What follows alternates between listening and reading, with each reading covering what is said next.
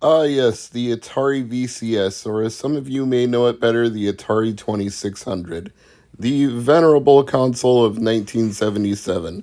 Not the first, not the best, but one with a nearly 50-year legacy now, thanks to pioneers who continue to make games for it, such as Robot War, an imitation of Robotron 2084. And now, there's something new and perhaps even more incredible than seeing Robotron on an Atari 2600. A movie cartridge that allows you to watch movies on your Atari 2600. Is the quality of the movies superb? No. Is it amazing that it works at all? Absolutely yes. Rob is a coding and programming genius for even making this possible in the first place. And if you buy this from Rob, he provides a fully assembled board with a public domain movie already loaded into the SD memory card slot. That's right, this is not a one-time use movie cart. You can put your own movies that you rendered yourself on the cartridge, put it in your 2600, turn it on, and then you're going to see something like this. The movie that he included is Night of the Living Dead. Now, in the description of this video, I will provide a link to Rob's playlist explaining how you can encode your own movies to play on the movie cart. It's both easy and laborious. Like, you can't just drag and drop an MP4 file or any kind of format onto an SD card. You actually have to render it into a compatible MVC file, which is designed for the movie cart, but if you open it in an emulator like Stella, it will play like an Atari 2600 ROM. It's easier to leave them labeled .mvc though, to know what they're for and not get them mixed up with your regular ROMs. Also, you need to register on the website that the free encoding software comes from, but that's only to get a license key so that you can unlock all of the features of the software, and you need to go to Rob's GitHub page and download his encoding tool that you use with the rendering software. And once you do that, you'll also need to choose your options like where you want to crop the resolution and how bright you want the picture to be. I used the default settings and left it and just let it run while it encoded my sample video, but you may want to tweak it to your own specifications. And to make it appropriate for a 1977 video game console, I chose a television show from 1977 as well. In fact, this is the first ever episode of Doctor Who that I watched as a kid. Now, I did not watch it on the original air date. I would have actually been old enough to do so, but I saw it later in the 1980s thanks to public television, which had a Doctor Who program block called Sci-Fi Saturday Nights, which included other sci-fi shows like Blake 7. But Doctor Who was always my favorite part of those programming blocks, and the first episode I ever saw was Image of the Fendal, and that's where I fell in love with Tom Baker as the Fourth Doctor. So I thought this was an especially pertinent sample, being that the first Doctor Who episode I ever saw was from 1977, and this video game console is also from 1977.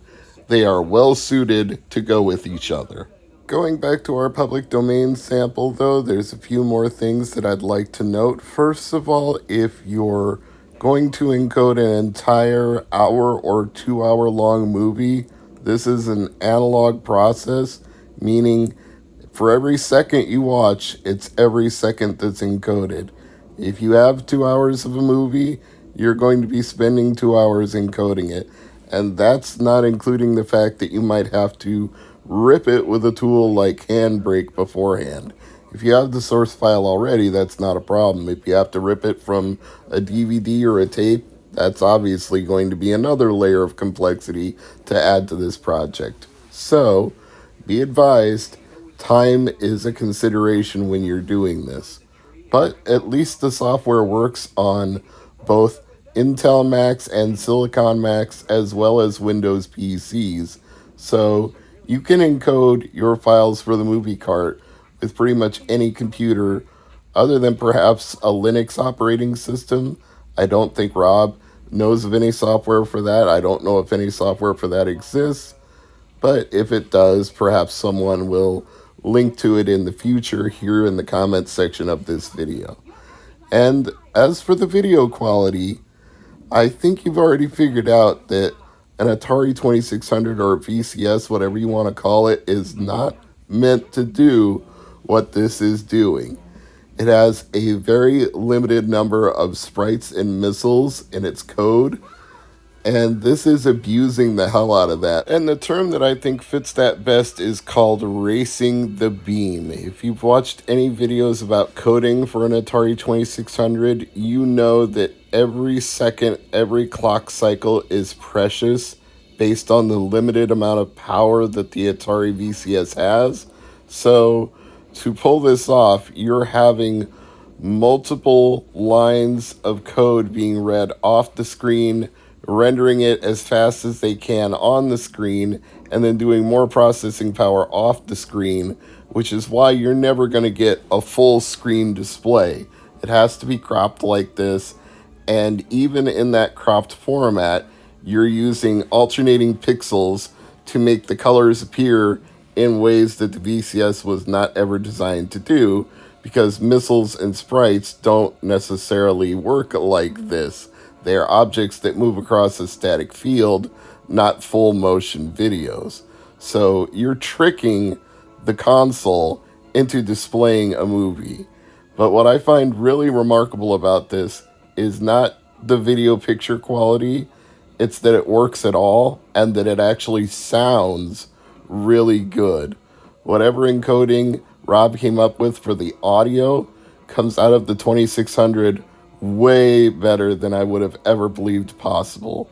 You can actually recognize the source material that you're watching just based on what you're hearing, and your brain can fill in the gaps where the picture is not crystal clear. The audio is going to help you recognize it if it's something you're already familiar with. And of course, this is not even what I would consider the ideal way to watch a MovieCart on an Atari 2600.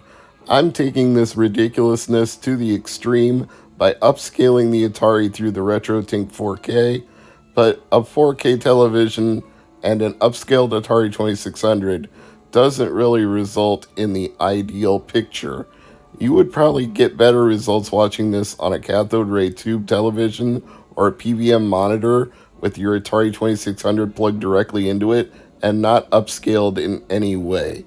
It wouldn't change the output coming from the MovieCart itself, but it would look more natural in a smaller screen display because the rows of horizontal and vertical pixels would not be so obvious at a lower resolution. I'm Mr. MegaManFan, and if you're an Atari 2600 fan, I recommend the MovieCart. It's kind of absurd, but I absolutely love it.